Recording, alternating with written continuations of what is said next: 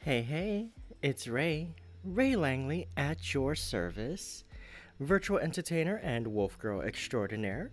Welcome back to Sir Arthur Conan Doyle's A Study in Scarlet, the first ever Sherlock Holmes adventure. How's everyone doing today? Welcome on in. Hello, Candace. Hello, Army.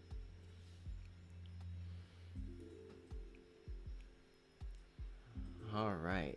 So, where we left off last time, we went to America.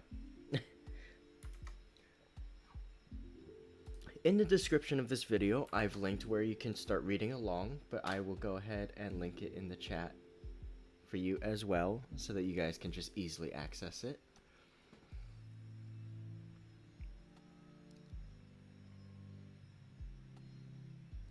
Yeah, it's a little earlier than normal.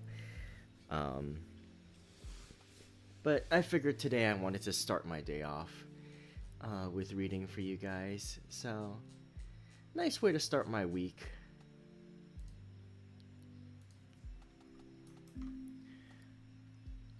Um, let's see. We left off with 4 chapters left, and we were in America. Yu-Gi-Oh! Abridged voice. In America. Sorry. Anyway. And we suddenly pivoted to talking about Mormons. That happened. um, so the story shifted perspective from the mystery of the murder at the Brixton Road over in Britain, and we started talking about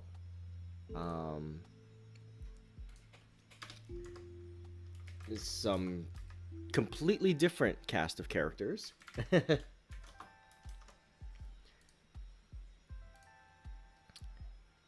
And now we are in the middle of their story, where we're talking about John and Lucy Ferrier and their life in the Mormon cult, as well as the characters Jefferson Hope, who they're hoping will whisk away Lucy before the Mormons force her to marry one of their own. Started my week with a rash. Oh, I'm sorry. That sucks. And yeah, so where we left off, they were trying to get word out to Jefferson to get him back to spirit Lucy away before the month deadline approaches. And a couple of familiar names showed up, where the cult leader said that she must choose between a Mr. Drebber or a Mr. Stangerson. Weirdly relevant for this story, isn't it? So let's go ahead and continue. We're going to continue with Part 2, Chapter 4, A Flight for Life. On the morning which followed his interview with the Mormon prophet, John Ferrier went into Salt Lake City, and having found his acquaintance, who was bound for the Nevada mountains, he entrusted him with his message to Jefferson Hope. In it, he told the young man of his imminent danger, which threatened them, and how necessary it was that he should return. Having done thus, he felt easier in his mind, and returned home with a lighter heart. As he approached his farm, he was surprised to see a horse hitched to each of the posts of the gate. Still more surprised was he on entering to find 2 young men in possession of his sitting room. One, with a long pale face, was leaning back in the rocking chair, with his feet cocked up upon the stove. The other, a bull-necked youth with coarse, bloated features, was standing in front of the window with his hands in his pocket, whistling a popular hymn. Both of them nodded to Ferrier as he entered, and the one in the rocking chair commenced the conversation.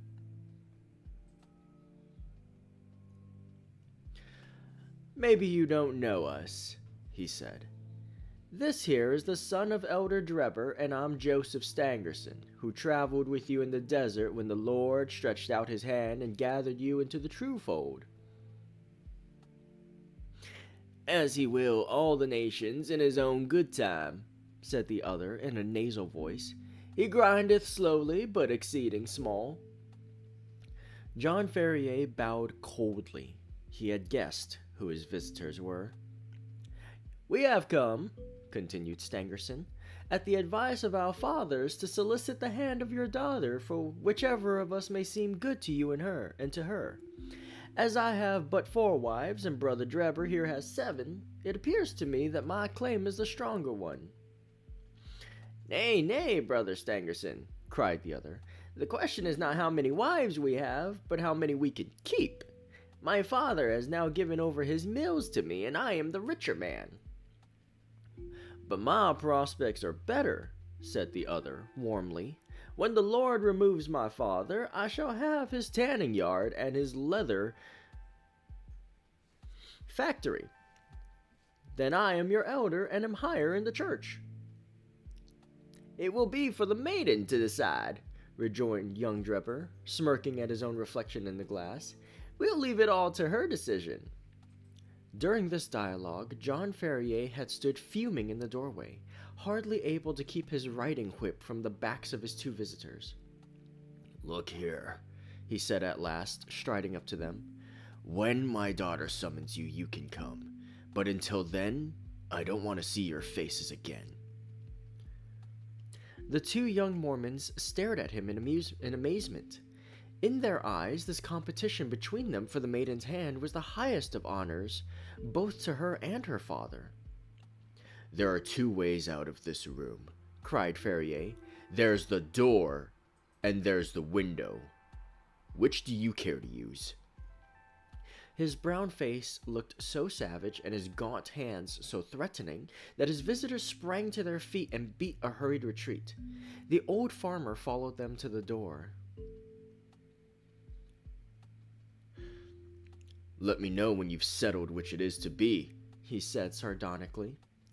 "You shall smart for this," Stangerson cried, white with rage. "You've defied the prophet and the council afore. You shall rue it to the end of your days." "The hand of the Lord shall be heavy upon you," cried young Drebber. "He will arise and smite you."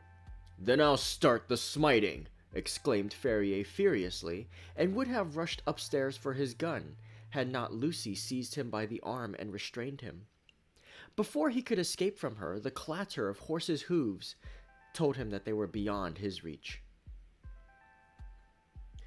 "The young canting rascals!" he exclaimed, wiping the perspiration from his forehead. "I would sooner see you in your grave, my girl, than the wife of either of them." "And so should I, father," she answered with spirit. "But Jefferson will soon be here." "Yes. It will not be long before he comes.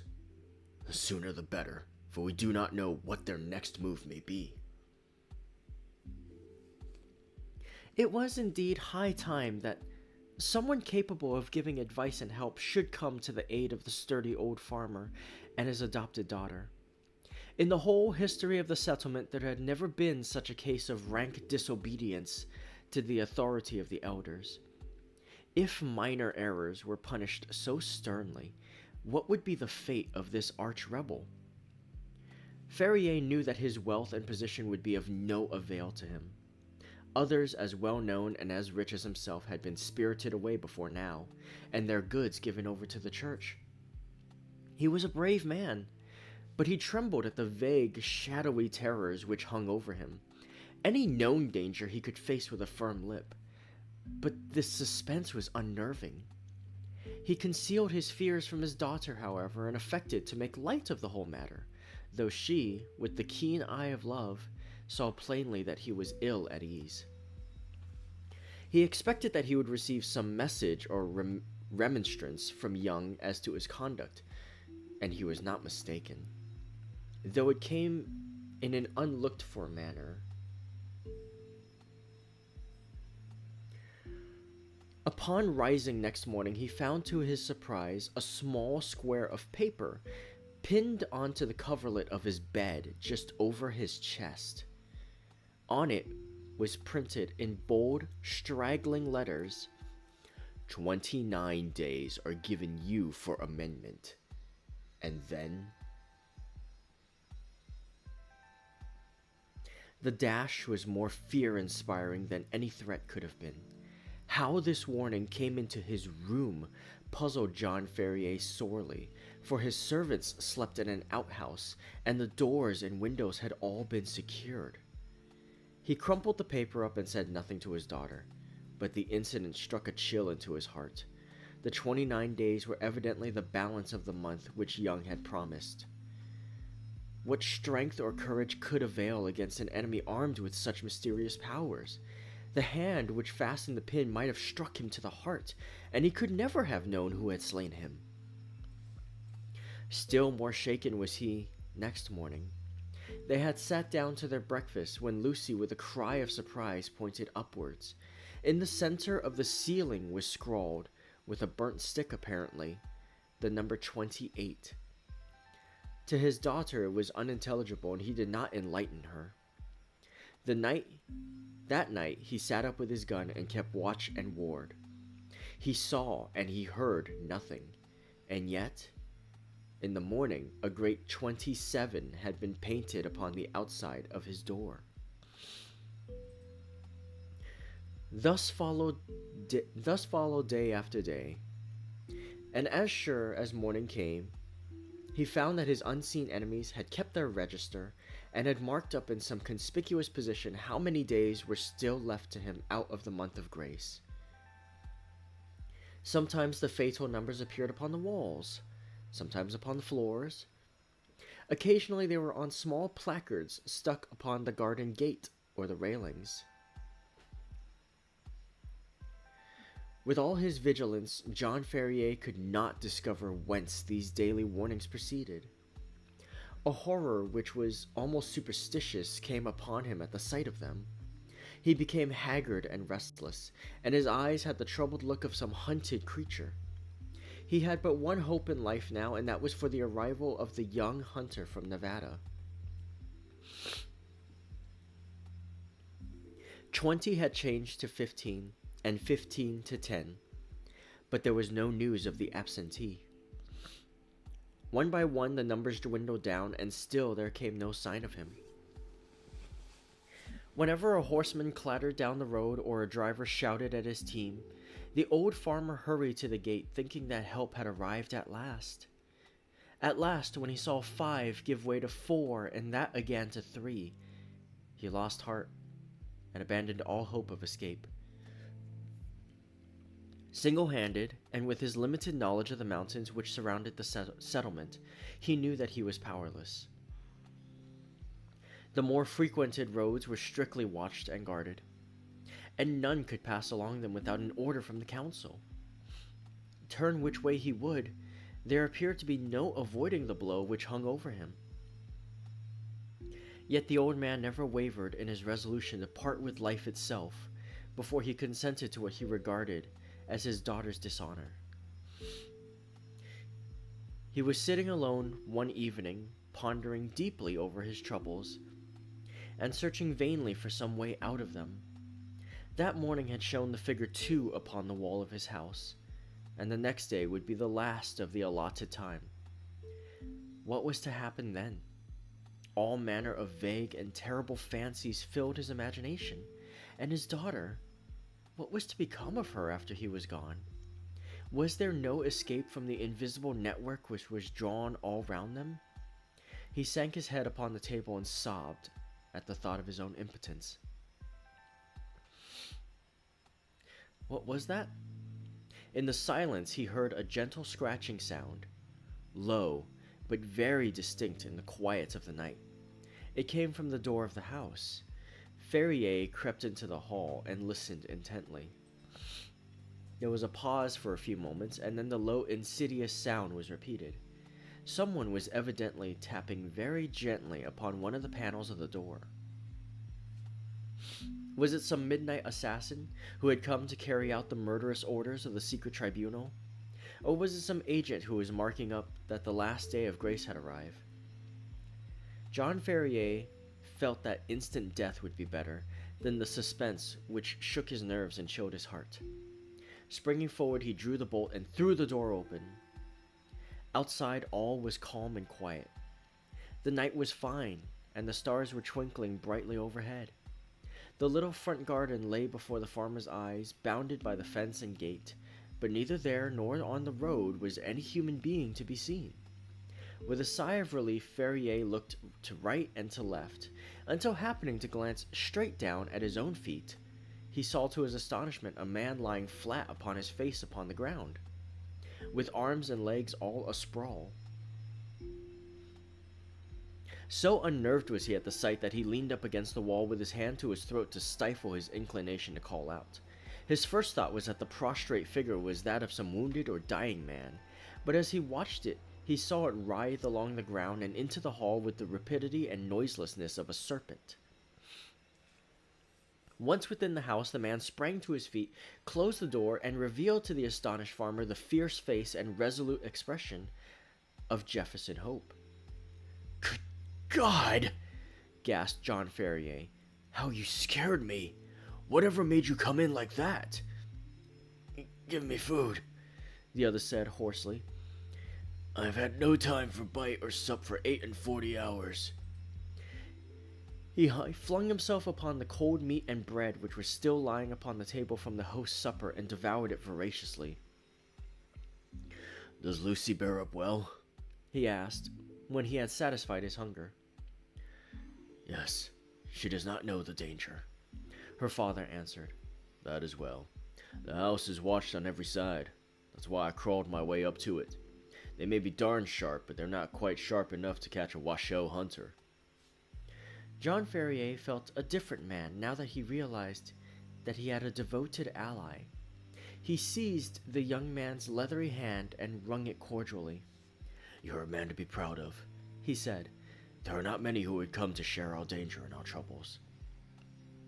"You've hit it there, pard," the young hunter answered. "I have a respect for you, but if you were alone in this business, I'd think twice before I put my head into such a hornet's nest. It's Lucy that brings me here, and before harm comes on her, I guess there'll be one less of the Hope family in Utah."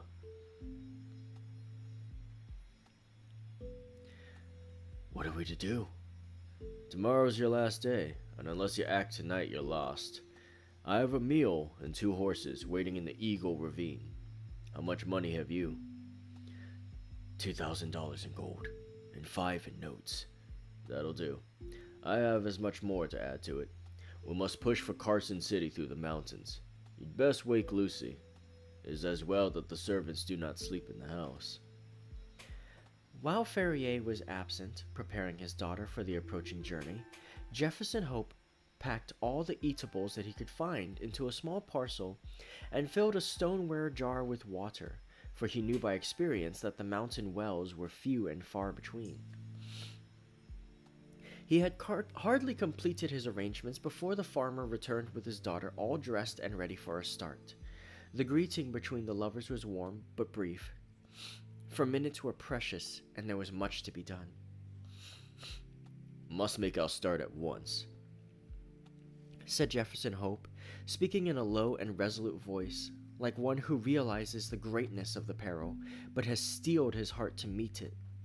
"Front and back entrances are watched, but with caution we may get away through the side window and across the fields. Once on the road, we're only 2 miles from the ravine where the horses are waiting. By daybreak, we should be halfway through the mountains." "What if we're stopped?" asked Ferrier. Hope slapped the revolver butt which protruded from the front of his tunic. "If there are too many for us, we shall take 2 or 3 of them with us," he said with a sinister smile.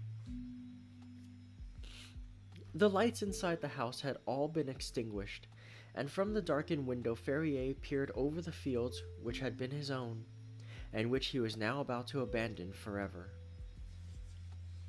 He had long nerved himself to the sacrifice, however, and the thought of the honor and happiness of his daughter outweighed any regret at his ruined fortune. All looked so peaceful and happy. the rustling trees, and the broad, silent stretch of grain land, that it was difficult to realize that the spirit of murder lurked through it all. Yet the white face and set expression of the young hunter showed that in his approach to the house he had seen enough to satisfy him upon that head. Ferrier carried the bag of gold and notes. Jefferson Hope had the scanty provisions and water, while Lucy had a small bundle containing a few of her more valued possessions.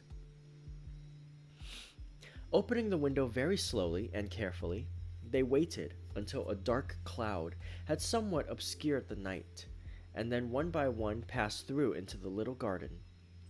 With bated breath and crouching figures, they stumbled across it, and gained the shelter of the hedge, which they skirted until they came to the gap which opened into the cornfields.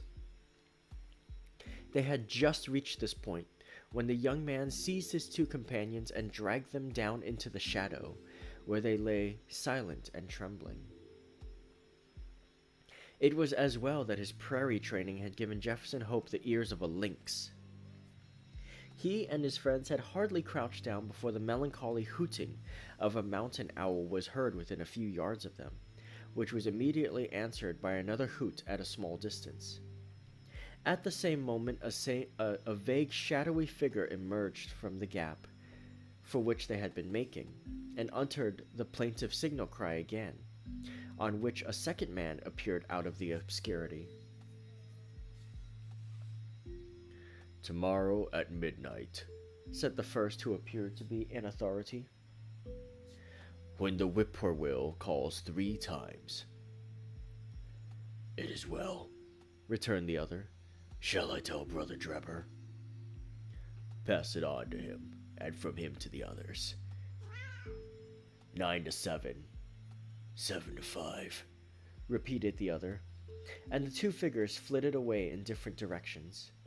Their concluding words had evidently been some form of sign and countersign. The instant that their footsteps had died away in the distance, Jefferson Hope sprang to his feet and helped his companions through the gap, led the way across the fields at the top of his speed, supporting and half carrying the girl when her strength appeared to fail her. Hurry on, he gasped from time to time. "We're through the line of sentinels. Everything depends on speed. Hurry on." Once on the high road, they made rapid progress. Only once did they meet anyone, and then they managed to slip into a field and so avoid recognition. Before reaching the town, the hunter branched away into a rugged and narrow footpath which led to the mountains. 2 dark, jagged peaks loomed above them through the darkness, and the defile which led between them was the Eagle Canyon, in which the horses were awaiting them.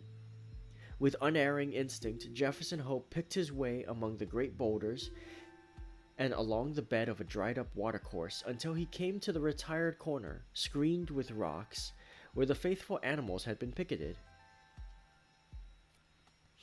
The girl was placed upon the mule, and old Ferrier upon one of the horses with his money bag, while Jefferson Hope led the other along the precipitous and dangerous path.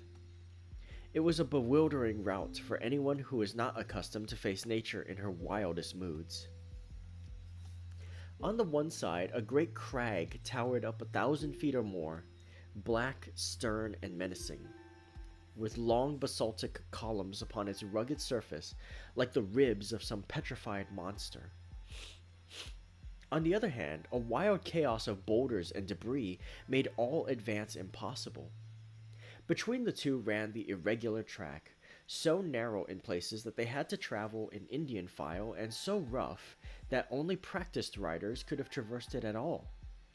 Yet in spite of all dangers and difficulties, the hearts of the fugitives were light within them, for every step increased the distance between them and the terrible despotism from which they were flying. They soon had a proof, however, that they were still within the jurisdiction of the saints. They had reached the very wildest and most desolate portion of the pass, when the girl gave a startled cry, and pointed upwards. On a rock which overlooked the track, showing out dark and plain against the sky, there stood a solitary sentinel. He saw them as soon as they perceived him, and his military challenge of, "Who goes there?" rang through the silent ravine. "Travelers for Nevada," said Jefferson Hope, with his hand upon the rifle which hung by his saddle. They could see the lonely watcher fingering his gun and peering down at them as if dissatisfied at their reply. "By whose permission?"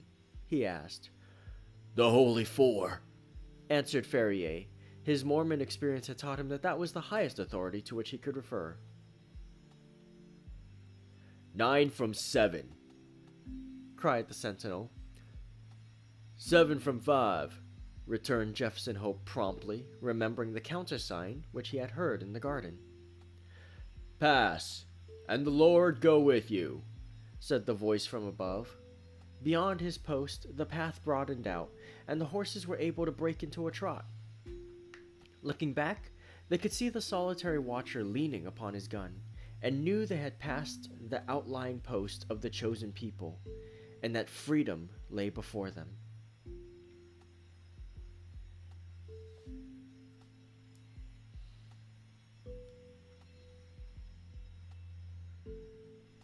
Chapter 5.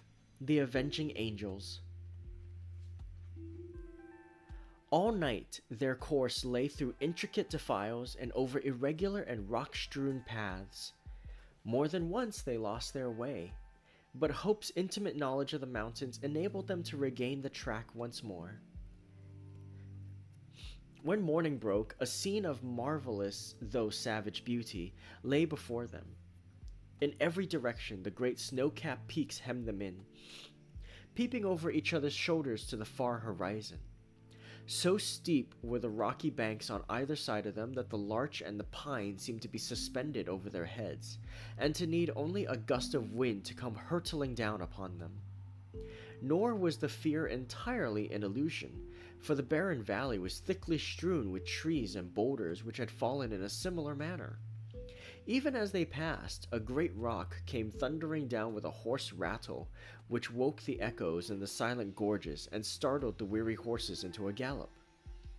As the sun rose slowly above the eastern horizon, the caps of the great mountains lit up one after the other, like lamps at a festival, until they were all ruddy and glowing. The magnificent spectacle cheered the hearts of the three fugitives and gave them fresh energy. At a wild torrent which swept out of a ravine, they called a halt and watered their horses, while they partook of a hasty breakfast. Lucy and her father would fain have rested longer, but Jefferson Hope was inexorable. "They'll be upon our track by this time," he said. "Everything depends upon our speed. Once safe in Carson, we may rest for the remainder of our lives." During the whole of that day they struggled on through the defiles, and by evening they calculated that they were more than 30 miles from their enemies.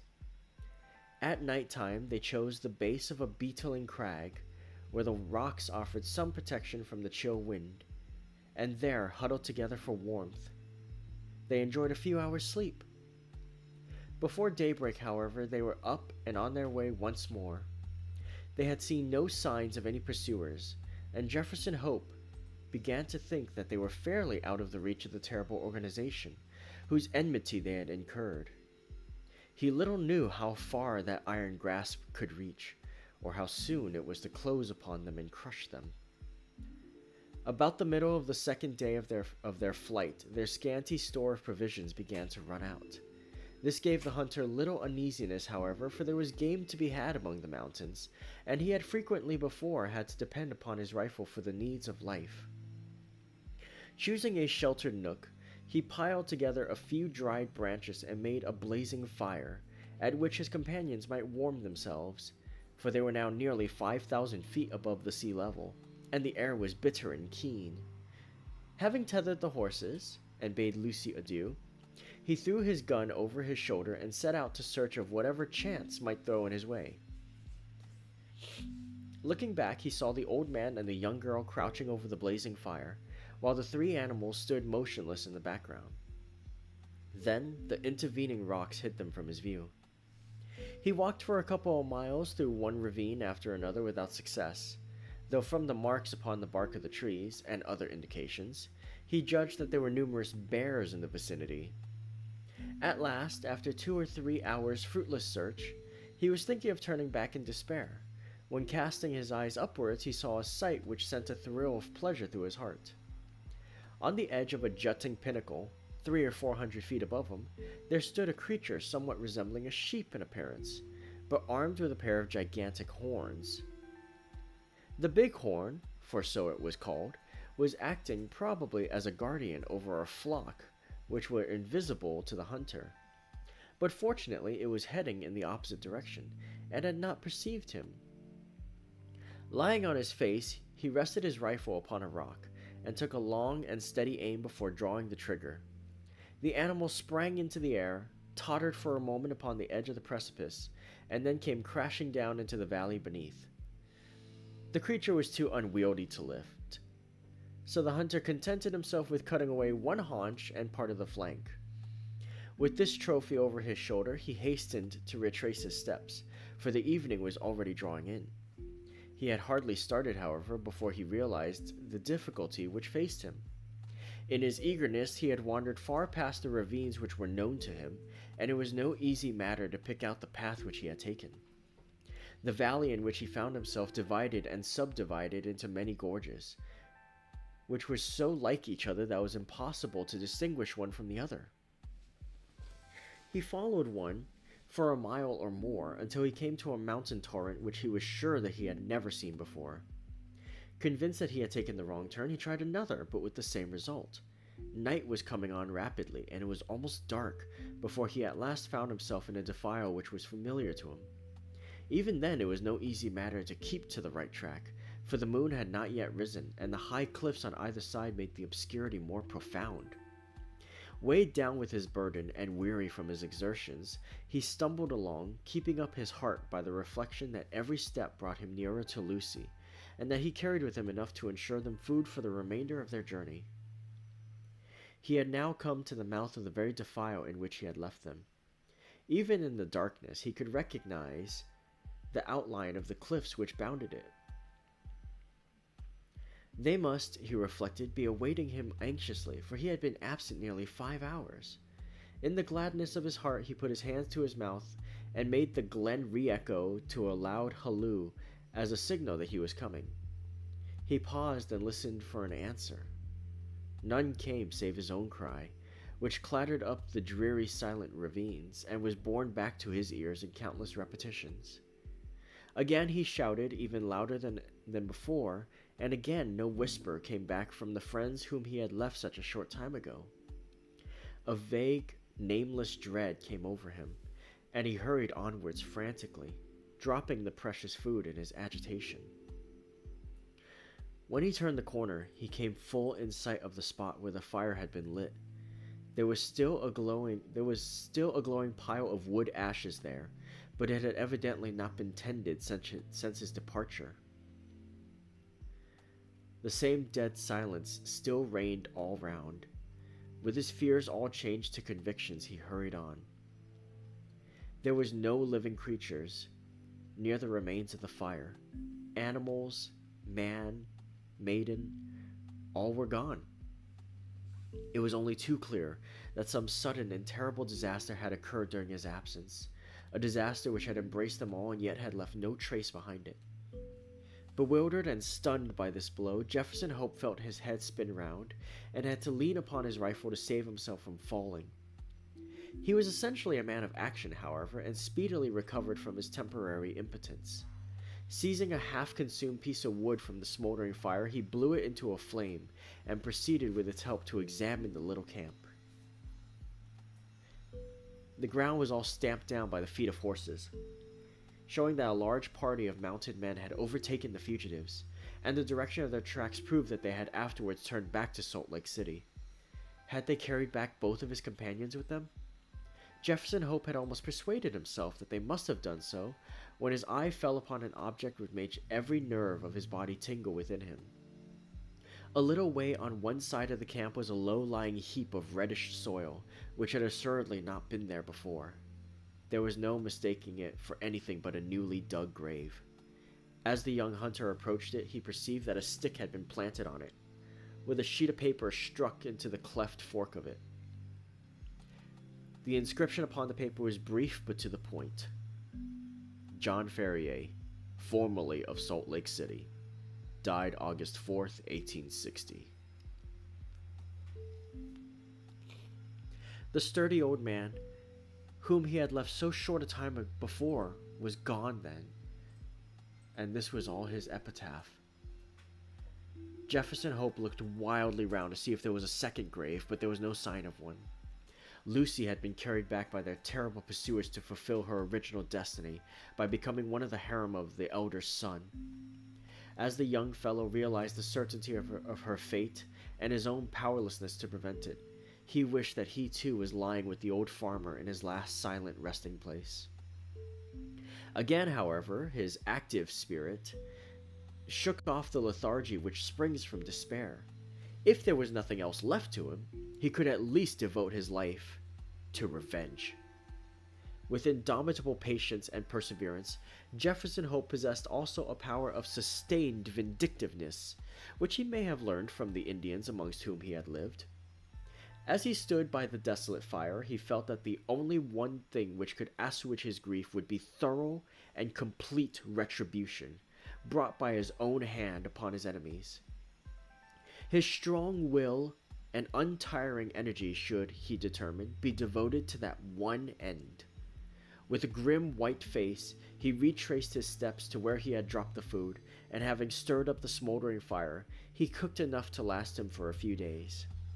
This he made up into a bundle, and tired as he was, he set himself to walk back through the mountains upon the track of the avenging angels. For 5 days he toiled, footsore and weary, through the defiles which he had already traversed on horseback. At night he flung himself down among the rocks and snatched a few hours of sleep. But before daybreak he was always well on his way. On the 6th day he reached the Eagle Canyon, from which they had commenced their ill-fated flight. Thence he could look down upon the home of the saints. Worn and exhausted, he leaned upon his rifle and shook his gaunt hand fiercely at the silent, widespread city beneath him. As he looked at it, he observed that there were flags in some of the principal streets and other signs of festivity. He was still speculating as to what this might mean when he heard the clatter of a horse's hooves and saw a mounted man riding towards him. As he approached, he recognized him as a Mormon named Cowper, to whom he had rendered services at different times. He therefore accosted him when he got up to him, with the object of finding out what Lucy Ferrier's fate had become. "I'm Jefferson Hope," he said. "You remember me." The Mormon looked at him with undisguised astonishment. Indeed, it was difficult to recognize in this tattered, unkempt wanderer, with ghastly white face and fierce, wild eyes, the spruce young hunter of former days. Having, however, at last satisfied himself as to his identity, the man's surprise changed to consternation. "You're mad to come here," he cried. "It is as much as my own life is worth to be seen talking with you. There's a warrant against you from the Holy Four for assisting the Ferriers away." "I don't fear them, or their warrant," Hope said earnestly. "You must know something of this matter, Cowper. I conjure you by everything you hold dear to answer a few questions. We've always been friends. For God's sake, don't refuse to answer me." "What is it?" the Mormon asked uneasily. "Be quick! The very rocks have ears and the trees eyes." "What has become of Lucy Ferrier?" "She was married yesterday to young Drebber." "Hold up, man, hold up! You have no life left in you!" "Don't mind me," said Hope faintly. He was white to the very lips, and had sunk down on the stone against which he had been leaning. "Married, you say?" "Married yesterday. That's what those flags are for on the endowment house. There was some words between young Drebber and young Stangerson as to which was to have her. They'd both been in the party that followed them, and Stangerson had shot her father, which seemed to give him the best claim. But when they argued it out in council, Drebber's party was the stronger, so the prophet gave her over to him. No one won't have her very long, though, for I saw death in her face yesterday. She's more like a ghost than a woman. Are you off then? Yes, I'm off, said Jefferson Hope, who had risen from his seat. His face might have been chiseled out of marble, so hard and set was its expression, while its eyes glowed with baleful light. Where are you going? Never mind, he answered, and, slinging his weapon over his shoulder, strode off down the gorge and so away into the heart of the mountains to the haunts of the wild beasts. Amongst them all there was none so fierce and so dangerous as himself. The prediction of the Mormon was only too well fulfilled. Whether it was the terrible death of her father, or the effects of the hateful marriage into which she had been forced, poor Lucy never held up her head again, but pined away and died within a month. Her sottish husband, who had married her principally for the sake of John Ferrier's property, did not affect any great grief at his bereavement, but his other wives mourned over her, and sat up with her the night before the burial, as is the Mormon custom. They were grouped round the bier in the early hours of the morning, when, to their inexpressible fear and astonishment, the door was flung open, and a savage-looking, weather-beaten man in tattered garments strode into the room. Without a glance or a word to the cowering women, he walked up to the white, silent figure, which had once contained the pure soul of Lucy Ferrier. Stooping over her, he pressed his lips reverently to her cold forehead, and then, snatching up her hand, he took the wedding ring from her finger. "She shall not be buried in that!" he cried with a fierce snarl, and before an alarm could be raised, sprang down the stairs and was gone. So strange and so brief was the episode that the watchers might have found it hard to believe it themselves or persuade other people of it, had it not been for the undeniable fact that the circlet of gold which marked her as having been a bride had disappeared. For some months Jefferson Hope lingered among the mountains, leading a strange, wild life, and nursing in his heart the fierce desire for vengeance which possessed him. Tales were told in the city of the weird figure who was seen prowling about the suburbs, and which haunted the lonely mountain gorges. Once a bullet whistled through Stangerson's window and flattened itself upon the wall within a foot of him. On another occasion, as Drebber passed under a cliff, a great boulder crashed down on him, and he only escaped a terrible death by throwing himself upon his face. The two young Mormons were not long in discovering the reason of these attempts upon their lives, and led repeated expeditions into the mountains in the hope of capturing or killing their enemy, but always without success. Then they adopted the precaution of never going out alone or after nightfall, and of having their houses guarded. After a time they were able to relax these measures, for nothing was either heard or seen of their opponent, and they hoped that time had cooled his vindictiveness. Far from doing so, it had, if anything, augmented it. The hunter's mind was of a hard, unyielding nature, and the predominant idea of revenge had taken such complete possession of it that there was no room for any other emotion. He was, however, above all things, practical. He soon realized that even his iron constitution could not stand the incessant strain which he was putting upon it.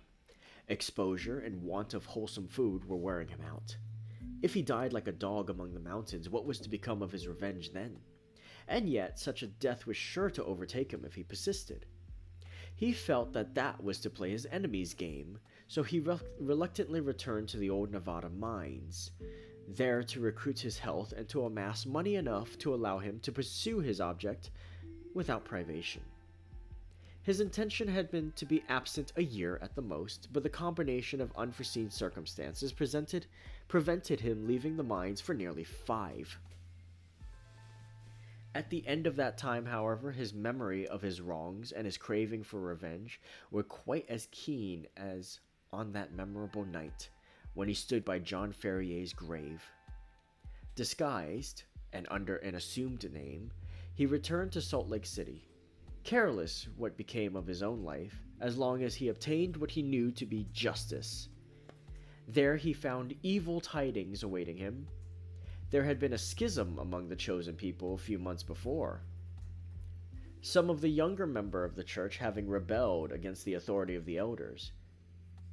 And the result had been the secession of a certain number of the malcontents, who had left Utah and became Gentiles. Among those had been Drebber and Stangerson, and no one knew whither they had gone.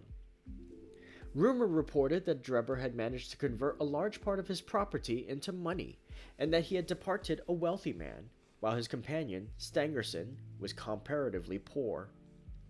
There was no clue at all, however, as to their whereabouts. Many a man, however vindictive, would have abandoned all thought of revenge in the face of such a difficulty, but Jefferson Hope never faltered for a moment. With the small competence he possessed, eked out by such employment as he could pick up, he traveled from town to town through the United States in quest of his enemies. Year passed into year, his black hair turned grizzled, but still he wandered on, a human bloodhound, with his mind wholly set upon the one object upon which he had devoted his life. At last his perseverance was rewarded. It was but the glance of a face in a window, but that one glance told him that Cleveland, in Ohio, possessed the men whom he was in pursuit of. He returned to his miserable lodgings with his plan of vengeance all arranged. It chanced, however, that Drebber, looking from his window, had recognized the vagrant in the street, and had read murder in his eyes. He hurried before a justice of the peace, accompanied by Stangerson, who had become his private secretary, and represented to him that they were in danger of their lives from the jealousy and hatred of an old rival. That evening, Jefferson Hope was taken into custody, and not being able to find sureties, was detained for some weeks. When at last he was liberated, it was only to find that Drebber's house was deserted, and that he and his secretary had departed for Europe. Again the Avenger had been foiled, and again his concentrated hatred urged him to continue the pursuit. Funds were wanting, however, and for some time he had to return to work, saving every dollar for his approaching journey. At last, having collected enough to keep life in him, he departed for Europe and tracked his enemies from city to city, working his way in any menial capacity, but never overtaking the fugitives. When he reached St. Petersburg, they had departed for Paris, and when he followed them there, he learned that they had just set off for Copenhagen. At the Danish capital, he was again a few days late, for they had journeyed on to London, where he had at last succeeded in running them to earth. As to what occurred there, we cannot do better than quote the old hunter's own account, as duly noted in Dr. Watson's journal, to which we are already under such obligations.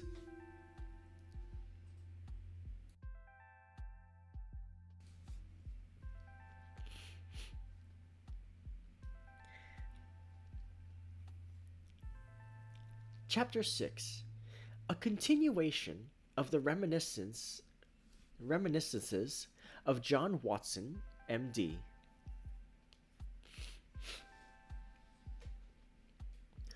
Our prisoner's furious resistance did not apparently indicate any ferocity in his disposition towards ourselves, for on finding himself powerless, he smiled in an affable manner, and expressed his hopes that he had not hurt any of us in the scuffle.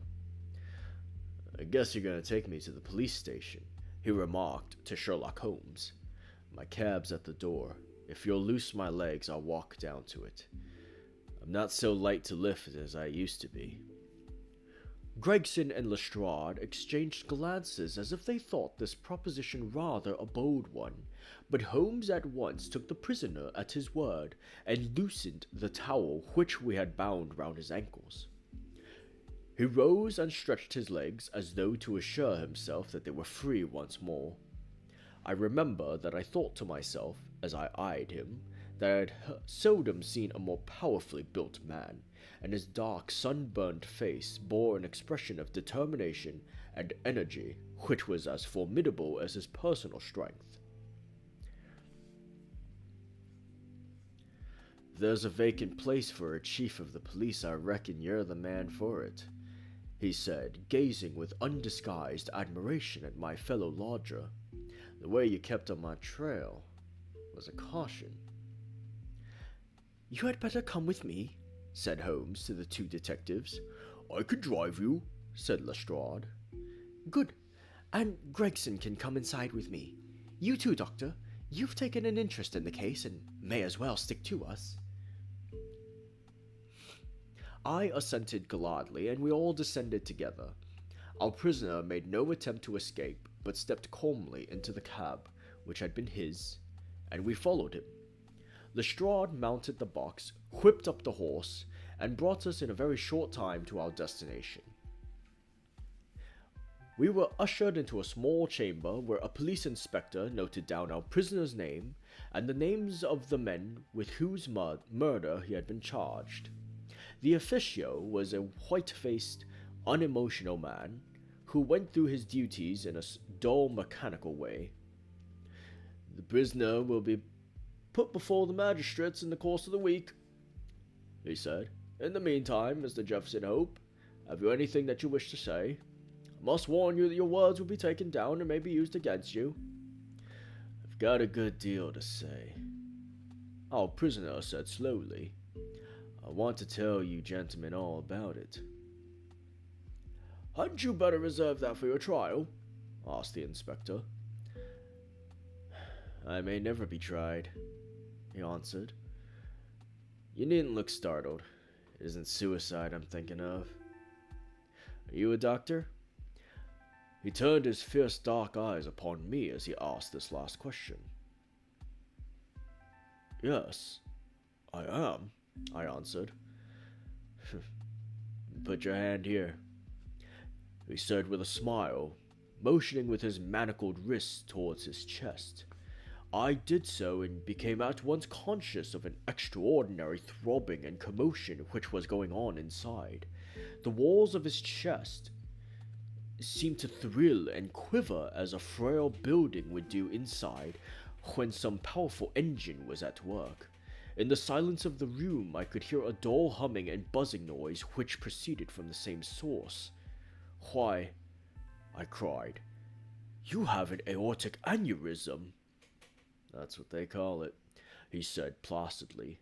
Went to a doctor last week about it and he told me it's bound to burst before many days passed.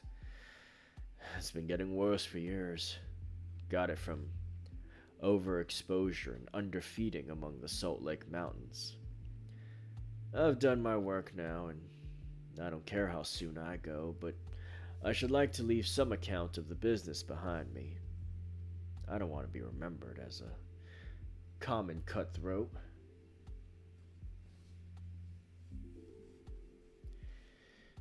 The inspector and the two detectives had a hurried discussion as to the advisability of allowing him to tell his story. Do you consider, Doctor, that there is immediate danger? The former asked. Most certainly there is, I answered. In that case, it is clearly our duty in the interest of justice to take his statement, said the inspector. You are at liberty, sir, to give your account, which I again warn you will be taken down. I'll sit down with your leave, the prisoner said, suiting the action to the word. This aneurysm of mine makes me easily tired, and the tussle we had half an hour ago has not mended matters. I'm on the brink of the grave, and I'm not likely to lie to you. Every word I say is the absolute truth, and how you use it is a matter of no consequence to me. With these words, Jefferson Hope leaned back in his chair and began the following remarkable statement. He spoke in a calm and methodical manner, as though the events which he narrated were commonplace enough. I can vouch for the accuracy of the subjoined account, for I have had access to Lestrade's notebook, in which the prisoner's words were taken down exactly as they were uttered. It don't much matter to you why I hated these men, he said. It's enough that they were guilty of the death of two human beings, a father and a daughter, and that they had therefore forfeited their own lives. After the lapse of time that has passed since their crime, it was impossible for me to secure a conviction against them in any court. I knew of their guilt, though, and I had determined that I should be judge, jury, and executioner, all rolled into one. You'd have done the same if you have any manhood in you, if you had been in my place. That girl I spoke of was to have married me 20 years ago. She was forced into marrying that same Drebber, and broke her heart over it. I took the marriage ring from her dead finger, and I vowed that his dying eyes should rest upon that very ring, and that his last thoughts should be of the crime for which he was punished. I've carried it about with me, and have followed him and his accomplice over 2 continents until I caught them. They thought to tire me out, but they could not do it. If I die tomorrow, as is likely enough, I die knowing that my work in this world is done, and well done. They've perished, and by my hand. There's nothing left for me to hope for, or to desire. They were rich, and I was poor, so that it was no easy matter for me to follow them. When I got to London, my pocket was about empty, and I found that I must turn my hand to something for my living. Driving and riding are as natural to me as walking, so I applied at a cab owner's office and soon got employment. I was to bring a certain sum a week to the owner, and whatever was left over that I might keep for myself. There was seldom much over, but I managed to scrape along somehow. The hardest job was to learn my way about, for I reckon that all the mazes that ever were contrived, this city is the most confusing. I had a map beside me, though, and when once I had spotted the principal hotels and stations, I got on pretty well. It was some time before I found out where my 2 gentlemen were living, but I inquired and inquired until at last I dropped across them. They were at a boarding house in Camberwell, over on the other side of the river. When once I found them out, I knew that I had them at my mercy. I'd grown my beard, and there was no chance of their recognizing me. I would dog them and follow them until I saw my opportunity. I was determined that they should not escape me again. They were very near doing it for all that. Go where they would about London, I was always at their heels. Sometimes I followed them on my cab and sometimes on foot, but the former was the best, for then they could not get away from me. It was only early in the morning or late at night that I could earn anything, so that I began to get behindhand with my employer. I did not mind that, however, as long as I could lay my hand upon the men I wanted. They were very cunning, though. They must have thought that there was some chance at their being followed, for they would never go out alone, and never after nightfall. During 2 weeks I drove behind them every day, and never once saw them separate. Drebber himself was drunk half the time, but Stangerson was not to be caught napping. I watched them late and early, but never saw the ghost of a chance. But I was not discouraged, for something told me that the hour had almost come. My only fear was that this thing in my chest might burst a little too soon and leave my work undone. At last, one evening, I was driving up and down Torquay Terrace, as the street was called in which they boarded, when I saw a cab drive up to their door. Presently, some luggage was brought out, and after a time Drebber and Stangerson followed it and drove off. I whipped up my horse and kept within sight of them, feeling very ill at ease, for I feared they were going to shift their quarters. At Euston Station they got out, and I left a boy to hold my horse, and followed them onto the platform. I heard them ask for the Liverpool train, and the guard answered that one had just gone, and there would not be another for some hours. Stangerson seemed to be put out at that, but Drebber was rather pleased than otherwise. I got so close to them in the bustle that I could hear every word that passed between them. Drebber stated that he had a little business of his own to do, and that if the other would wait for him, he would soon rejoin him. His companion remonstrated with him and reminded him that they resolved to stick together. Drebber answered that the matter was a delicate one, and one that he must go alone. I could not catch what Stangerson said to that, but the other burst out swearing, and reminded him that he was nothing more than his paid servant, and that he must not presume to dictate to him. On that, the secretary gave it up as a bad job and simply bargained with him that if he missed the last train, he should rejoin him at Halliday's private hotel. To which Drebber answered that he would be back on the platform before 11 and made his way out of the station. The moment for which I had waited so long had at last come. I had my enemies within my power.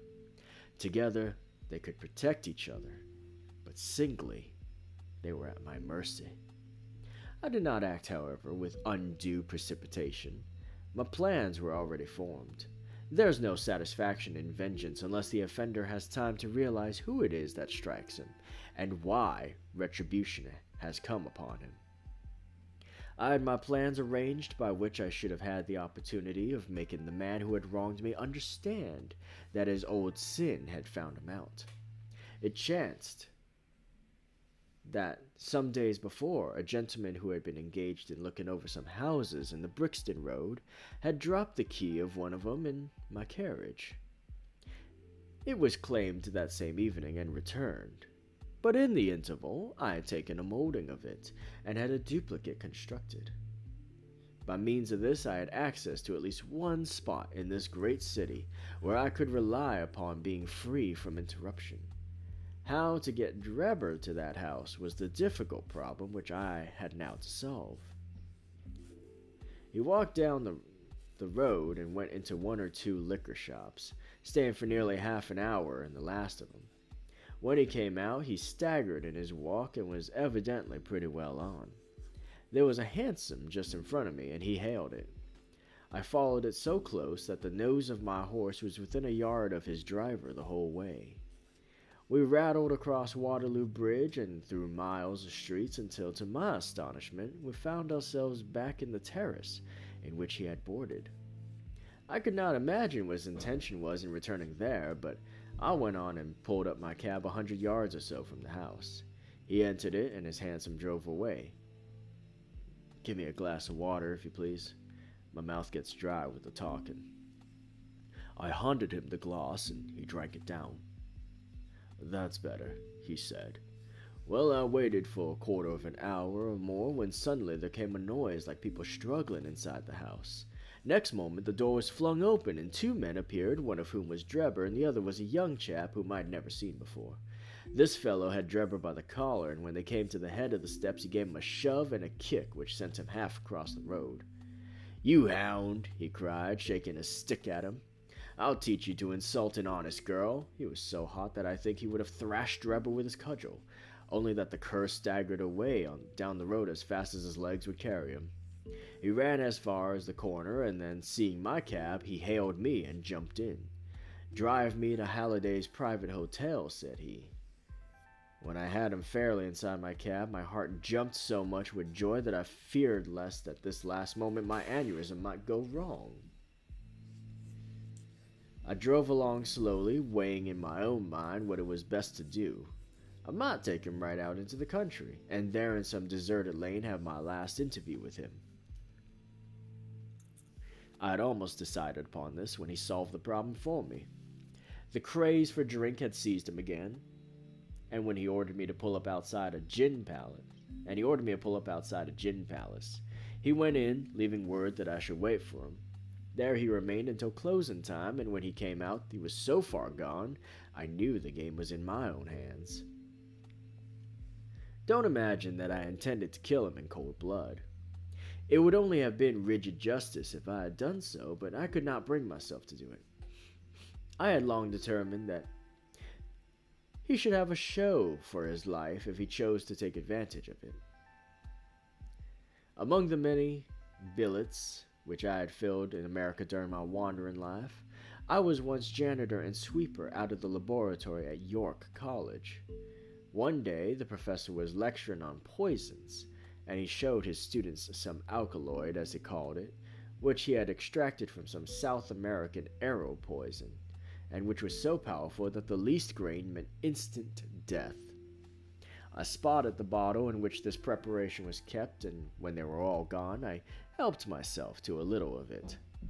I was a fairly good dispenser, so I worked this alkaloid into small, soluble pills, and each pill I put in a box with a similar pill made without the poison. I determined at the time that when I had my chance, my gentlemen should each have a draw out of one of those boxes, while I ate the pill that remained. It would be quite as deadly and a good deal less noisy than firing across a handkerchief. From that day, I had always my pill boxes about with me, and the time had now come when I was to use them. It was nearer 1 than 12, and a wild, bleak night, blowing hard and raining in torrents. Dismal as it was outside, I was glad within, so glad that I could have shouted out from pure exultation. If any of you gentlemen have ever pined for a thing and longed for it during 20 long years, and then suddenly found it within your reach, you would understand my feelings. I lit a cigar and puffed at it to steady my nerves, but my hands were trembling and my temples throbbing with excitement. As I drove, I could see old John Ferrier and sweet Lucy looking at me out of the darkness and smiling at me, just as plain as I see you all in this room. All the way they were ahead of me, one on each side of the horse, until I pulled up at the house in the Brixton Road. There was not a soul to be seen, nor a sound to be heard, except for the dripping of the rain. When I looked in at the window, I found Drebber all huddled together in a drunken sleep. I shook him by the arm. "It's time to get out," I said. "All right, cabby," said he. I suppose he thought we had come to the hotel that he had mentioned, for he got out without another word and followed me down the garden. I had to walk beside him to keep him steady, for he was still a little top-heavy. When we came to the door, I opened it and led him into the front room. I give you my word that all the way, the father and the daughter were walking in front of us. "It's infernally dark," said he, stamping about. "We'll soon have a light," I said, striking a match and putting it to a wax candle which I had brought with me. "Now, Enoch Drebber," I continued, turning to him and holding the light to my own face, "who am I?" He gazed at me with bleared, drunken eyes for a moment, and then I saw horror spring up in them and convulse his whole features, which showed me that he knew me. He staggered back with a livid face, and I saw the perspiration break out upon his brow while his teeth chattered in his head. At the sight, I leaned my back against the door and laughed loud and long. I had always known that vengeance would be sweet, but I had never hoped for the contentment of soul which now possessed me. "You dog," I said. "I've hunted you from Salt Lake City to St. Petersburg, and you have always escaped me.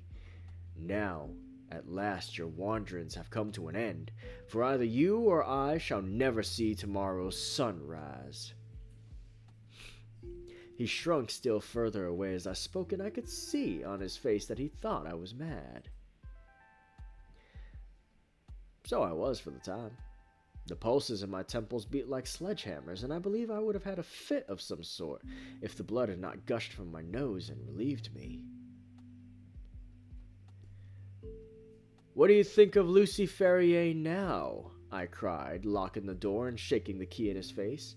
"Punishment has been slow in coming, but it has overtaken you at last." I saw his coward lips tremble as I spoke. He would have begged for his life, but he knew well that it was useless. "Would you murder me?" he stammered.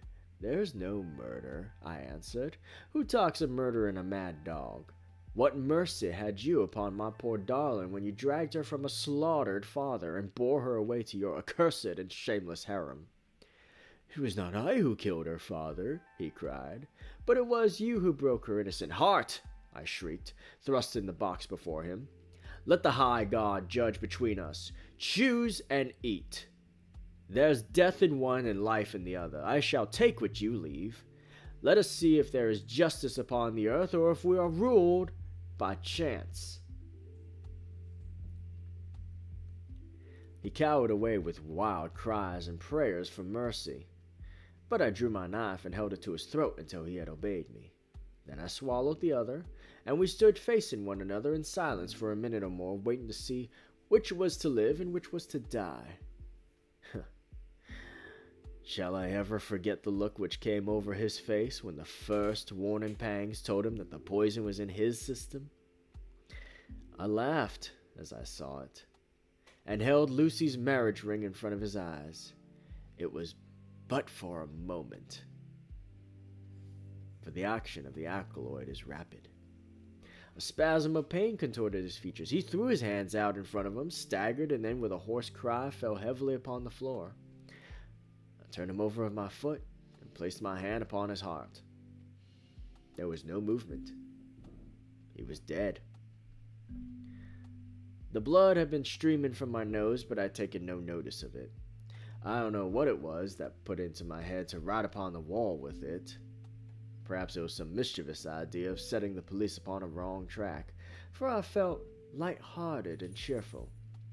I remembered a German being found in New York with rash written up above him, and it was argued at the time in a newspaper that the secret societies must have done it. I guess that what puzzled the New Yorkers would puzzle the Londoners, so I dipped my finger in my own blood and printed it on a convenient place on the wall. Then I walked down to my cab and found there was nobody about and that the night was still very wild. I'd driven some distance when I put my hand into the pocket in which I usually kept Lucy's ring and found it was not there. I was thunderstruck at this, for it was the only memento that I had of her. Thinking that I might have dropped it when I stooped over Drebber's body, I drove back and leaving my cab in a side street, I went boldly up to the house, for I was ready to dare anything rather than lose the ring. When I arrived there, I walked right into the arms of a police officer who was coming out and only managed to disarm his suspicions by pretending to be hopelessly drunk. That was how Enoch Drebber came to his end. All I had to do then was to do as much for Stangerson, and so pay off John Ferrier's debt. I knew he was staying at Halliday's private hotel, and I hung about all day, but he never came out. I fancy that he suspected something when Drebber failed to put in an appearance. He was cunning, was Stangerson, and always on his guard. If he thought he could keep me off by staying indoors, he was very much mistaken. I soon found out which was the window of his bedroom, and early next morning I took advantage of some ladders which were laying in the lane behind the hotel, and so made my way into his room in the gray of the dawn. I woke him up and told him that the hour had come when he was to answer for the life he had taken so long before. I described Drebber's death to him, and I gave him the same choice of the poison pills. Instead of grasping at the chance of safety which that offered him, he sprang from his bed and flew at my throat. In self-defense, I stabbed him to the heart. It would have been the same in any case, for Providence would never have allowed his guilty hand to pick out anything but the poison. I've little more to say, and it's as well, for I'm about done up. I went on cabbing it for a day or so, intending to keep at it until I could save enough to take me back to America. I was standing in the yard when a ragged youngster asked if there was a cabbie there called Jefferson Hope, and said that his cab was wanted by a gentleman at 221B Baker Street. I went round suspecting no harm, and the next thing I knew, this young man here had the bracelets on my wrists, and as neatly shackled as ever I saw in my life. That's the whole of my story, gentlemen. You may consider me to be a murderer, but I hold that I am just as much an officer of justice as you are. So thrilling had the man's narrative been, and his manner was so impressive that we had sat silent and absorbed. Even the professional detectives, blasé as they were in every detail of crime, appeared to be keenly interested in the man's story. When he finished, we sat for some minutes in stillness, which was only broken by the scratching of Lestrade's pencil as he gave the finishing touches to his shorthand account. "There is only one point on which I should like a little more information," Sherlock Holmes said at last. "Who was your accomplice who came for the ring which I advertised?" The prisoner winked at my friend jocosely. "I can tell my own secrets," he said, "but I don't get other people into trouble. I saw your advertisement and I thought it might be a plant, or it might be the ring which I wanted. My friend volunteered to go and see. I think you'll own he did it smartly. Oh, not a doubt of that, said Holmes heartily. Now, gentlemen, the inspector remarked gravely, the forms of the law must be complied with. On Thursday, the prisoner will be brought before the magistrates, and your attendance will be required. Until then, I will be responsible for him. He rang the bell as he spoke, and Jefferson Hope was led off by a couple of warders, while my friend and I made our way out of the station and took a cab back to Baker Street.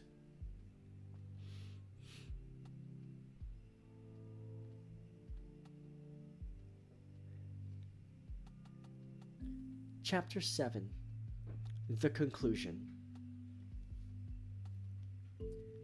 We had all been warned to appear before the magistrates upon the Thursday, but when the Thursday came, there was no occasion for our testimony.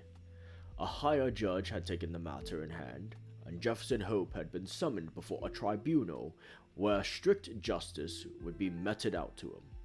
On the very night after his capture, the aneurysm burst, and he was found in the morning stretched upon the floor of the cell, with a placid smile upon his face, as though he had been able in his dying moments to look back upon a useful life and on work well done.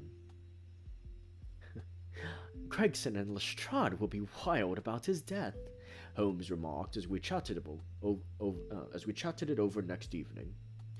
Where will their grand advertisement be now? I don't see that they had very much to do with his capture, I answered. What you do in this world is a matter of no consequence, returned my companion bitterly. The question is, what can you make people believe that you have done? Never mind, he continued more brightly after a pause. I would not have missed the investigation for anything. There has been no better case within my recollection. As simple as it was, there was several most instructive points about it. Simple, I ejaculated. Well, really, it can hardly be described as otherwise, said Sherlock Holmes, smiling at my surprise. The proof of its intrinsic simplicity is that without any help save a few very ordinary deductions, I was able to lay my hand upon the criminal within 3 days. That is true, said I. I've already explained to you what it is out of the common that is usually a guide rather than a hindrance. In solving a problem of this sort, the grand thing is to be able to reason backwards. That is a very useful accomplishment, and a very easy one, but people do not practice it much. In the everyday affairs of life, it is more useful to reason forwards, and so the other comes to be neglected. There are 50 who can reason synthetically for one who can reason analytically. I confess, said I, that I do not quite follow you. I hardly expected that you would. Let me see if I can make it clearer. Most people, if you describe a chain of events to them, will tell you what the result would be. They can put those events together in their minds and argue from them that something will come to pass. There are few people, however, who, if you told them a result, would be able to evolve from their own inner consciousness what the steps were which led up to that point, to that result. This power is what I mean when I talk of reasoning backwards or analytically. I understand, said I. Now, this was a case in which you were given the result and had to find everything else for yourself. Now, let me endeavor to show you the different steps in my reasoning. To begin at the beginning, I approached the house, as you know, on foot, and with my mind entirely free from all impressions. I naturally began by examining the roadway, and there, as I have already explained to you, I saw clearly the marks of a cab, which I ascertained by inquiry must have been there during the night. I satisfied myself that it was a cab, and not a private carriage, by the narrow gauge of the wheels. The ordinary London growler is considerably less wide than a gentleman's brougham.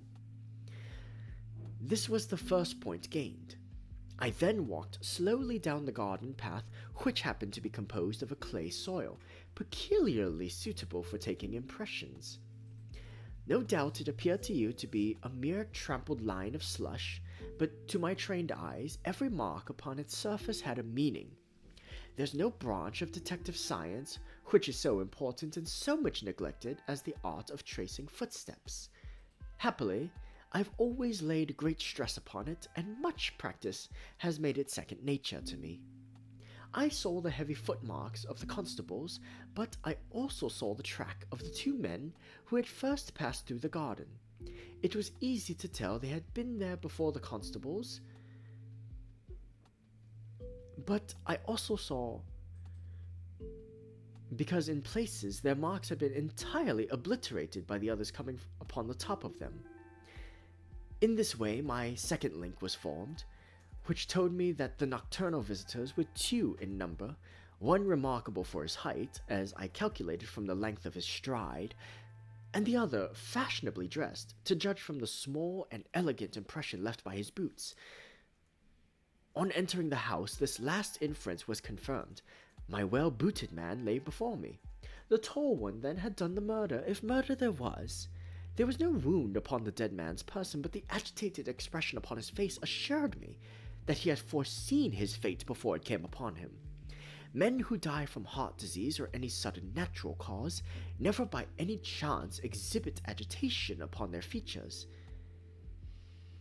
Having sniffed the dead man's lips, I detected a slightly sour smell, and I came to the conclusion that he had had poison forced upon him. Again, I argued that it had been forced upon him from the hatred and fear expressed upon his face. By the method of exclusion, I had arrived at this result, for no other hypothesis would meet the facts. Do not imagine that it was a very unheard of idea. The forcible administration of poison is by no means a new thing in criminal annals.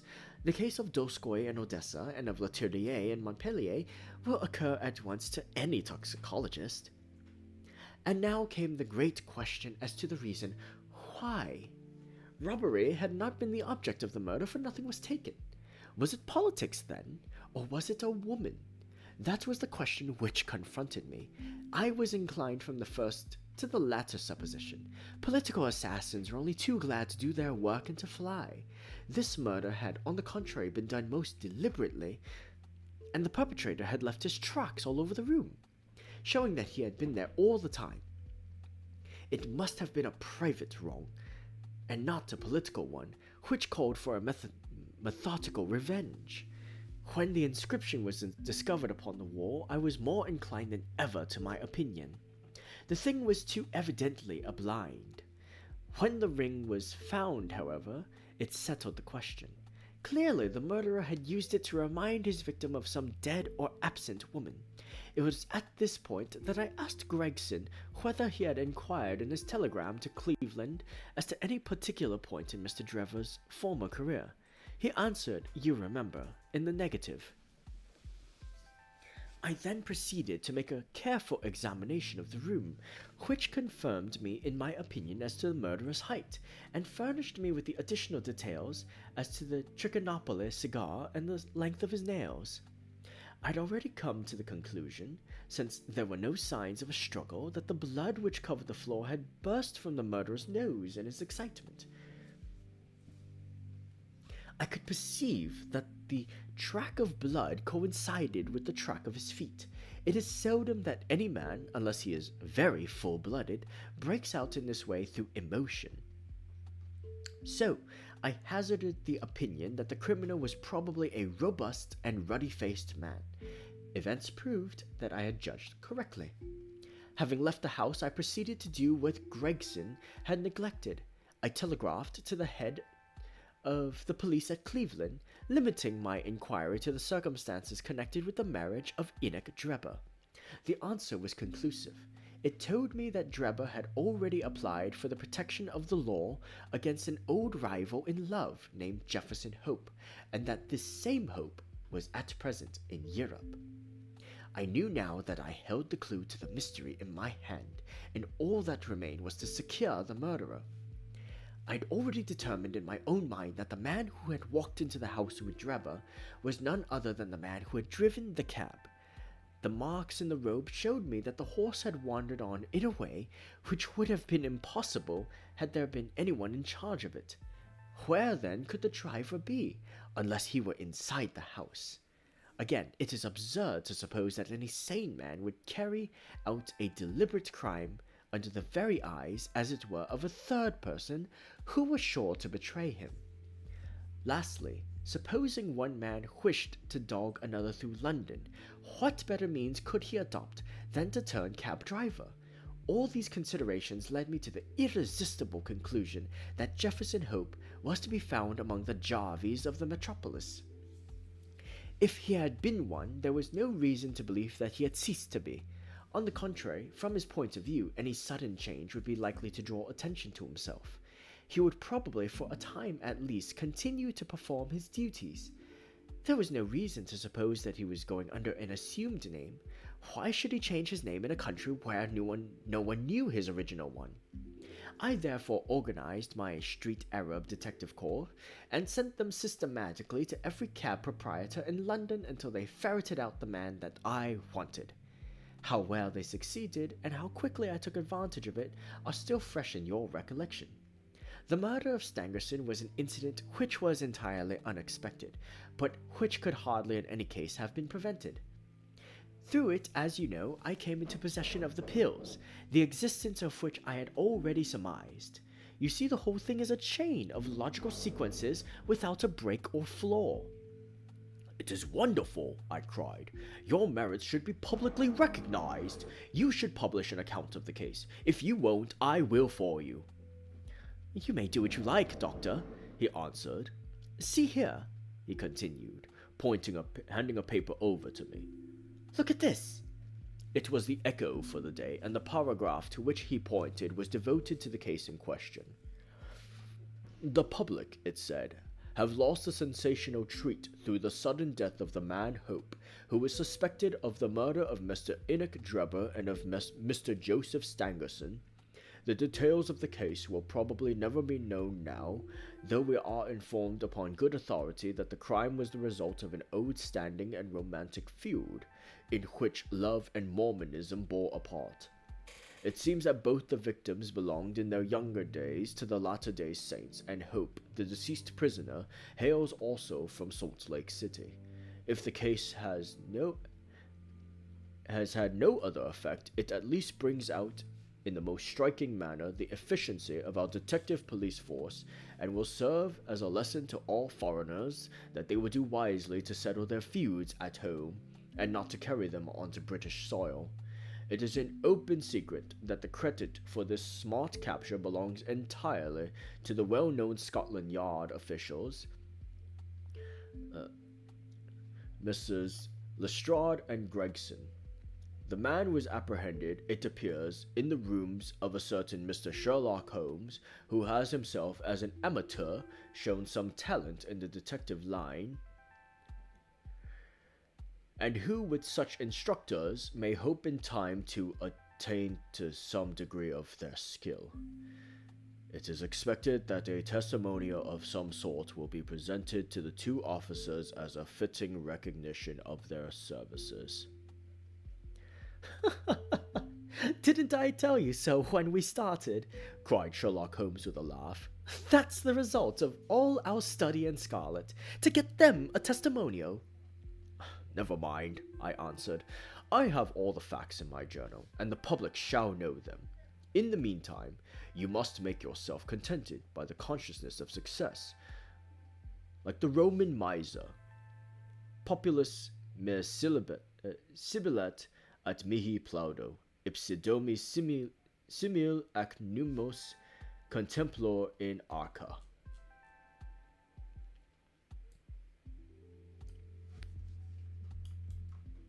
And that is the end of A Study in Scarlet.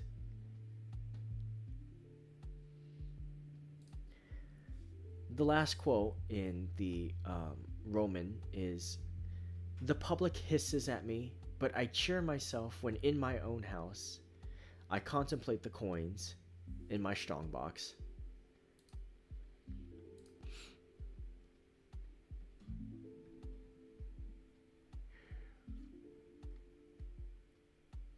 And that was the first ever adventure of one Sherlock Holmes as written by Sir Arthur Conan Doyle. Surely a character so compelling and so fun to write that his author would never get tired of writing him.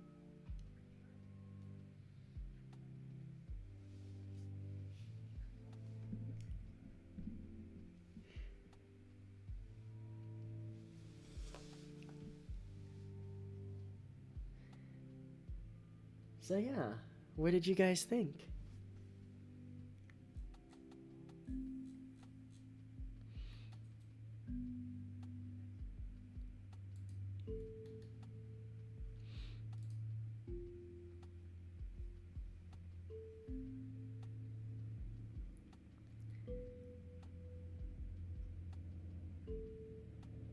They laugh at me because they hate me. I laugh at them because I'm drowning in money.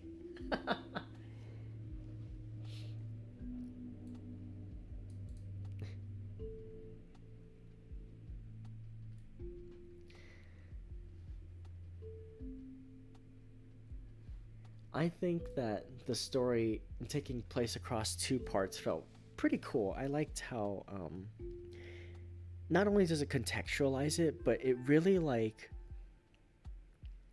makes it feel more fleshed out and real. Like, yeah, these are characters in a book, but the lengths it goes to show the lives these people led and these unrelated but actually related third parties that like there was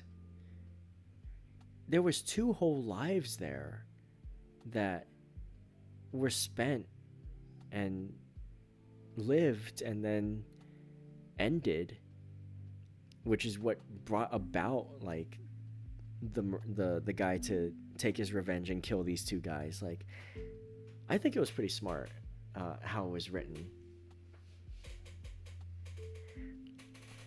But also, dude,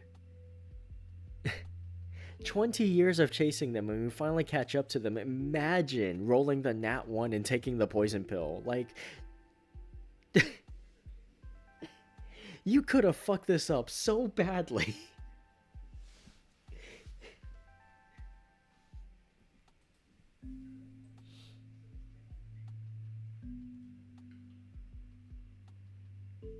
The first couple of times I tried to read it on my own, I would get so confused with the part in the USA that I'd stop reading it. Yeah, that's fair. It's like it ends on such like a commercial break too. It's like, gentlemen, I present to you Jefferson Hope, our murderer. Rewind, meanwhile, 20 years ago in America. Huh?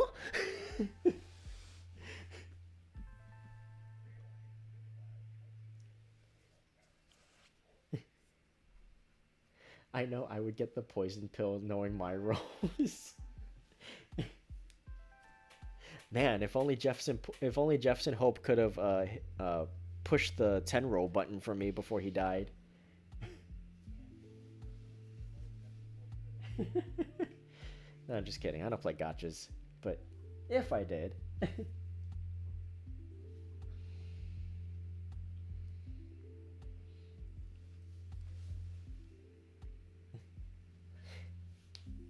It's like you're watching a movie and then midway through the movie it turns into a whole other movie, and by the time that movie ends you get back to your first movie and you're like, wait, hold on, what?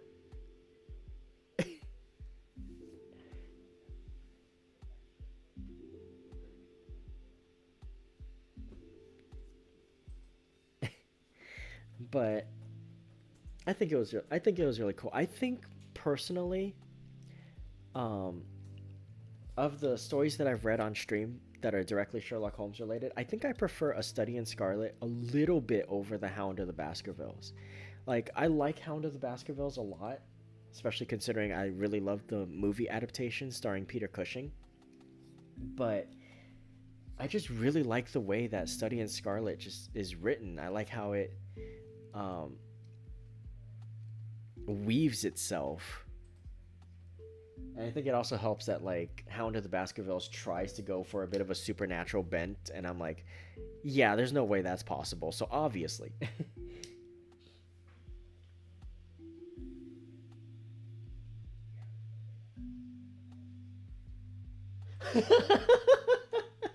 like stopping Teenage Mutant Ninja Turtles, the 1990 live action movie, to watch Critters 1980s.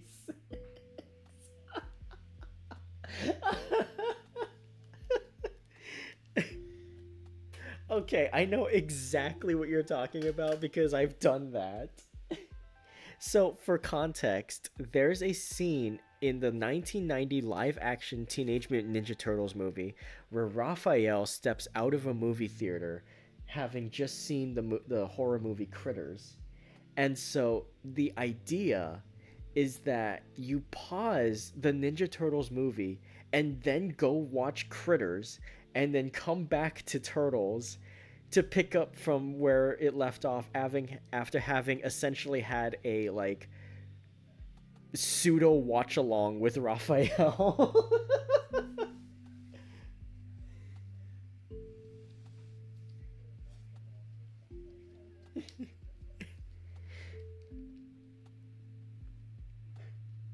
It's so freaking funny, and it's like more movies need to do that to like set up real world people watching real world movies, so then like it you can just do silly challenges like that.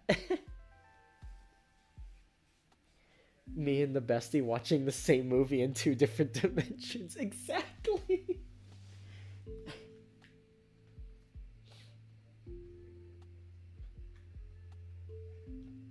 My live action Turtles knowledge was cursed forever after watching the one with the female turtle. First Turtles thing I watched, by the way. I am so sorry.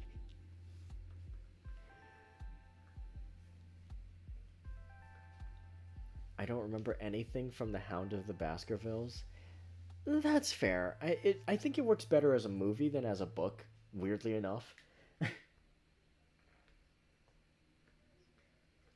But yeah, this was a lot of fun. I really enjoyed reading this one for you guys, and definitely makes me miss my kind of, I guess, roots on this channel, since the first story I read was Hound of the Baskervilles. So I think, unless anyone has any like recommendations or anything that they want to hear me read, I might continue reading more Holmes stories for a little bit. At the very least, until we get to the final problem, because we've got to see the math professor.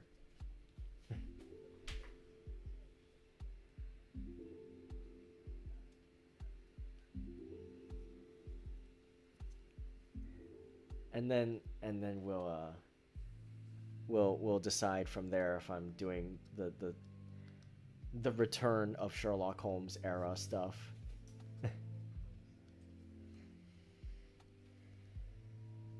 But I won't mention much more because I don't want to spoil you guys who aren't familiar. So it's gonna be fun.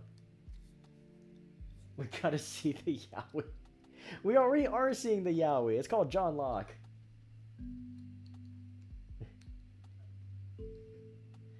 Though, in my opinion, if I have to be honest, and if I have to think about it in this context, Watson is not the top.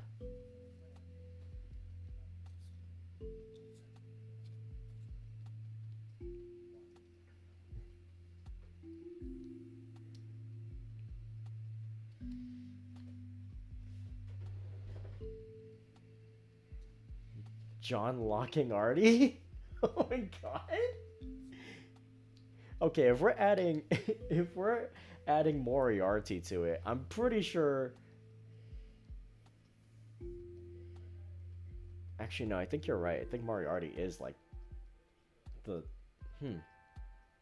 Yeah, I think Moriarty's place is correct in that. Hmm. We're going into some dark paths here. I'm gonna stop thinking about this.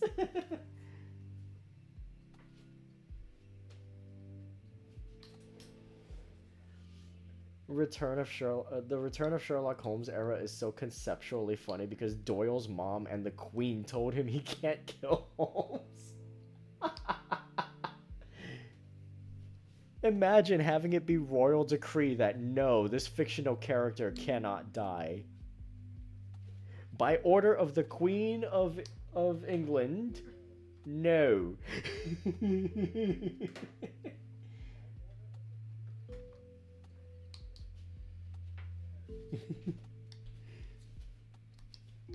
Like, on the one hand, I would consider it the highest honor ever. On the other hand, how dare you, like, typecast me into writing this forever? Look, the Holmes BDSM was gonna show up eventually. Yeah, but...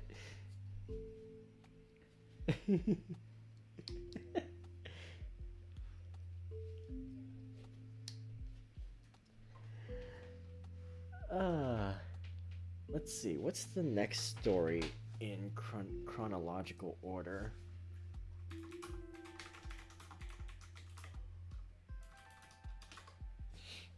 Because I know... Oh yeah, there's the complete Sherlock Holmes. The complete canon.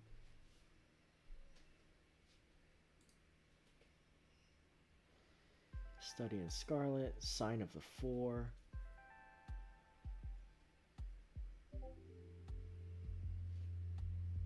Hound of the Baskervilles. Valley of Fear.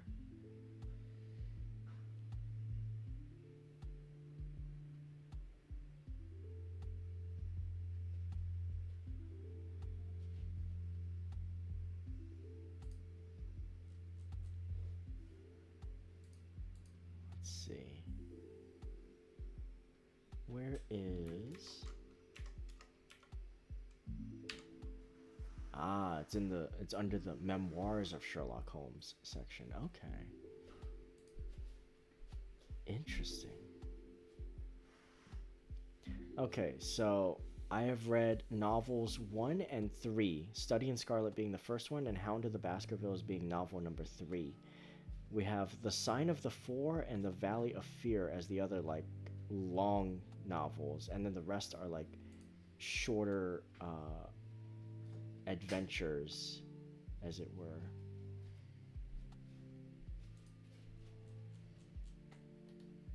They say shorter, but I'm not sure about that. What the...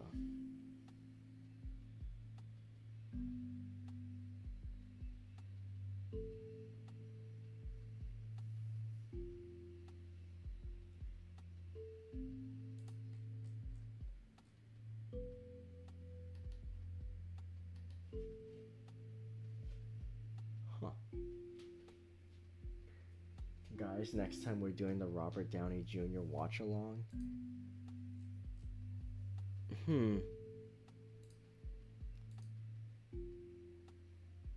We'll see about that. Oh, I see. Okay, so the adventures... Okay, I was casually scrolling to see if how short these stories are. And I got trapped into like an infinite scroll, and I'm like, yo, what the heck? But it turns out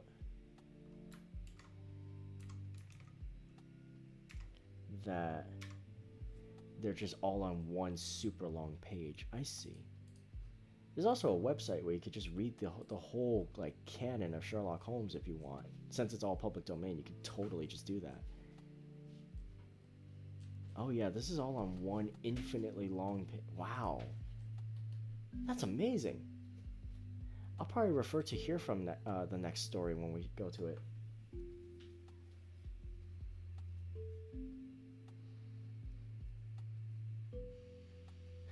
Remember, Ray, you're here forever.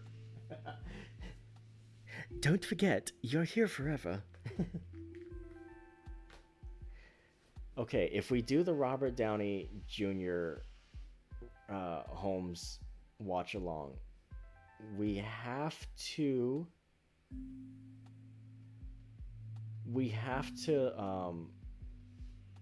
pause the fight when he's doing the pit fighting and play the discombobulate video before continuing.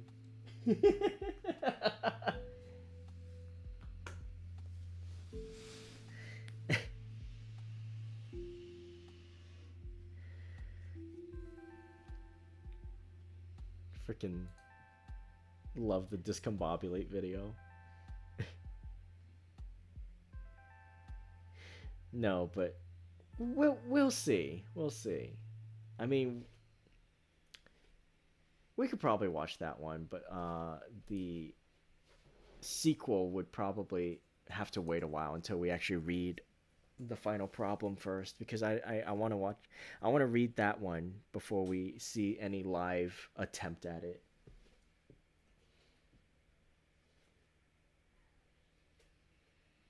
If that's the case, then I request 1 second of a single Powerwolf song whenever Blackwell is on screen. Huh. Puts my vote in for the mouse detective.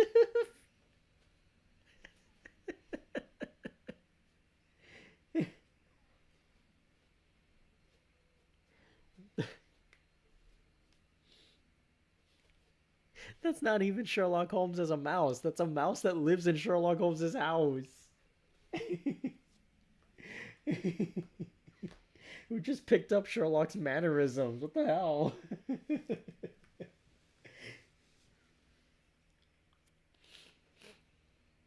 Not gonna lie though, it is a pretty good movie. Prefer Detective Conan personally.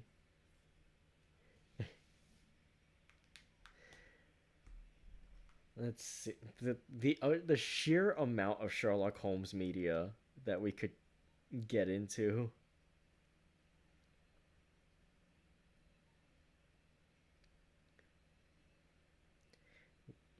Like, what do you call it? All the different live action like television series, the movies, the animated stuff, like Sherlock Holmes in the 22nd century. If anyone at all remembers that.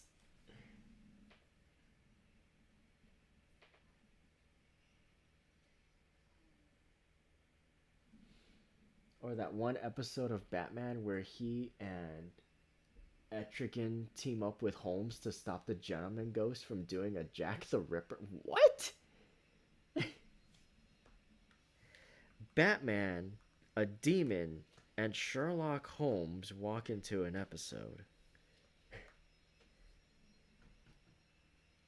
Huh.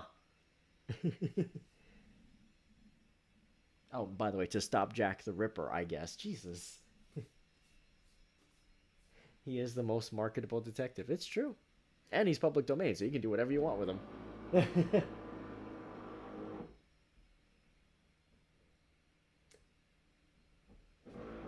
Look, the 60s comics were a mood. That's fair. All right. Well, that'll do it for us for today. It's been an honor reading more Sherlock Holmes to you guys. I definitely look forward to reading more stories, Sherlock Holmes or otherwise, to you guys. But that's gonna be all for us today. I will be back on Wednesday. I've posted my schedule. Wednesday at, did I say 5 p.m.? Usually it's 5 p.m. 5 p.m. Pacific, I will be doing more Ace Attorney. We're going to wrap up the case Reunion and Turnabout, which is the second case from the second game. And yeah, we're going to do that. And then this Friday, I'm going to be playing a game called Dialogue, which is spelled kind of weirdly. It's like D1 and then AL dash a log or something like that, or OG. So yeah, but it's gonna be a game where I play the role of a repair technician for different robot girls, and that's gonna be really fun. I'm gonna be completely normal about that one, I tell you that.